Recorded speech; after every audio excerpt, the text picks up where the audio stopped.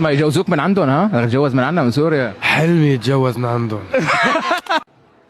ليك انت بلايف من اللايفات حكيت انك مدريدي. والله انا خليني افسر لك. ايه لا اوعى تكون مو مدريدي. لا مدريدي للعظم، بس لا افسر لك السبب انه انا متاثر بكريستيانو. الله عليك. لانه انسان مؤثر وانسان عنده قصه.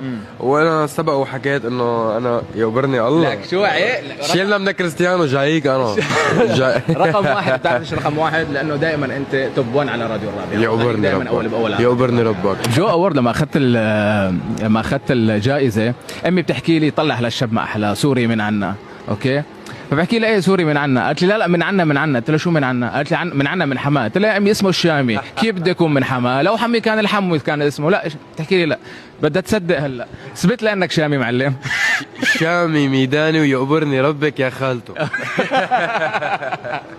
ليك الكل عم ينسب الشامي له، يعني نحن بحماه بنقول الشامي، بسوريا كلياتها مثلا، بلبنان صاروا ينسبوك، مصر، بالاردن وفلسطين. في سر عبود، شو السر؟ السر والله اني بشبههم كلهم. انا بحس اكيد انا سوري، انا شامي، بس سوري هذا الاهم. هي موضوع المناطقيه بدنا نطلع منه.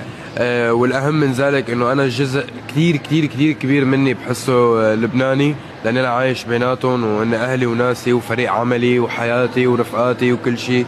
فهي هذا الانتماء لبلاد الشام، لموضوع فلسطين واردن وسوريا ولبنان وكلهم. يمكن لهيك هذا التشارك بالهويه خلاني اعمل علاقه وديه مع الجميع يعني. حلو كثير. بس ما يجوزوك من عندهم، ها؟ رح تتجوز من عندنا من سوريا. حلمي يتجوز من عندهم.